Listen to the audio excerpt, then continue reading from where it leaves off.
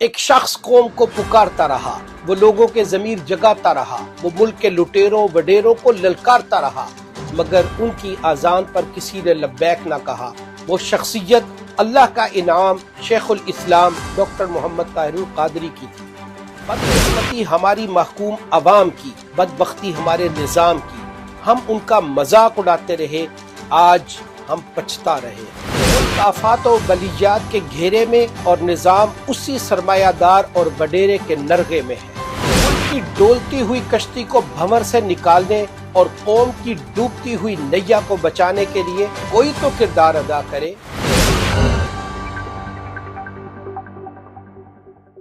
بسم اللہ الرحمن الرحیم، اللہ کے نام سے شروع کرتا ہوں جو رب العالمین ہے۔ بے بہا درود و سلام اس ہستی پر جو رحمت للعالمین اور خاتم النبیین صلی اللہ علیہ وسلم ہے۔ السلام علیکم، میں ہوں آپ کا میزبان ایم عالم۔ ایک شخص قوم کو پکارتا رہا، وہ لوگوں کے ضمیر جگاتا رہا، وہ ملک کے لٹیروں وڈیروں کو للکارتا رہا۔ انہوں نے ولولوں سے جذبوں کو بیدار کرنے کی پوری کوشش کی۔ مزدوروں، کسانوں، مظلوموں، محکوموں سے لے کر سوگواروں، اقبال کے شاہینوں، طالب علموں، فیکٹریوں کے مالکوں، مارکیٹوں کے تاجروں، استادوں، وکیلوں، ڈاکٹروں تک سب کو جگانے، ساتھ نبھانے اور ملک کا نظام بدلنے کی صدا دی۔ بدقسمتی ہماری محکوم عوام کی، بدبختی ہمارے نظام کی، لوگ مذاق اڑاتے رہے۔ وہ کہتے رہے، لوگوں اس ملک سے جہالت ختم ہوئی، نہ سیاسی غلاظت صاف ہوئی۔ وہ شخصیت اللہ کا انعام شیخ الاسلام ڈاکٹر محمد طاہر القادری کی تھی، جنہوں نے کہا تھا پہلے خالی شر تھا، اب مایوسی کا عنصر بھی بڑھ رہا ہے۔ انہوں نے کہا تھا دیکھ لینا، جنہیں قوم گالیاں دیتی ہے یہی لوگ پلٹ کر پھر بیٹھے ہوں گے، پھر سے براجمان ہو کر یہی حکمران قوم اور ملک کو یرقان کروائیں گے، اور جب ٹی وی پر بیٹھ کر انٹرویوز دے رہے ہوں گے تو ان کی باڈی لینگویج مذاق کر رہی ہوگی۔ اس ملک کے میڈیا کا، عوام کا، غریبوں کا، کسانوں کا، مزدوروں کا، انصاف، قانون، آئین کی بات کرنے والوں کا، امانت، دیانت، حق و صداقت کی بات کرنے والوں کا، ان کی تضحیق کر رہے ہوں گے، ہنس رہے ہوں گے۔ دیکھو پلٹ کر ہم ہی بیٹھے ہیں نا، مگر اس شخص کی اذان پر کسی نے لبیک نہ کہا۔ عمران خان جیسا قدردان کا گیان بھی پہچان نہ سکا۔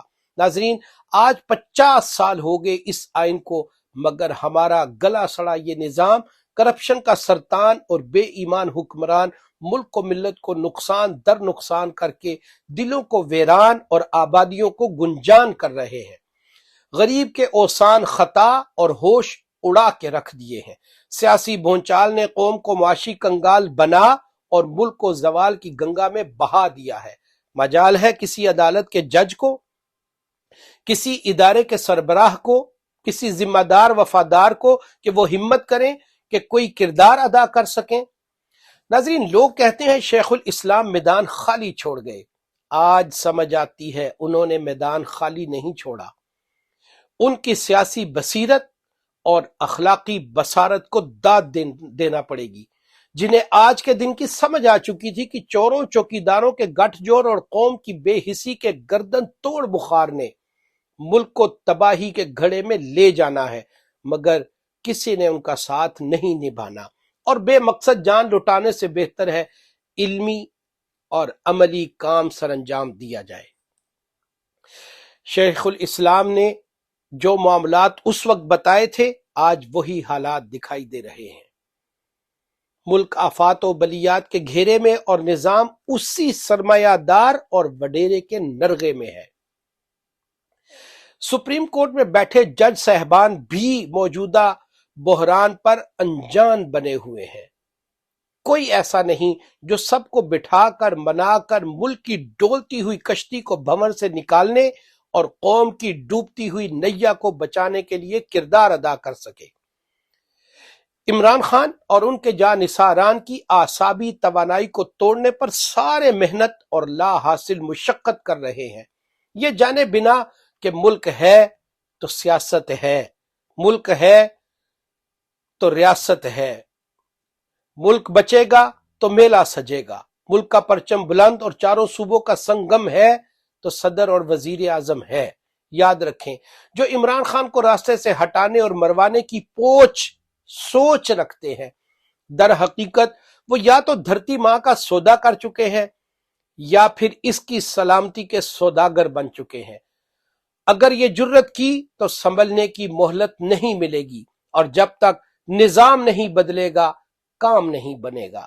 اپنے میزبان ایم عالم کو اجازت دیجیے۔ اللہ نگہبان۔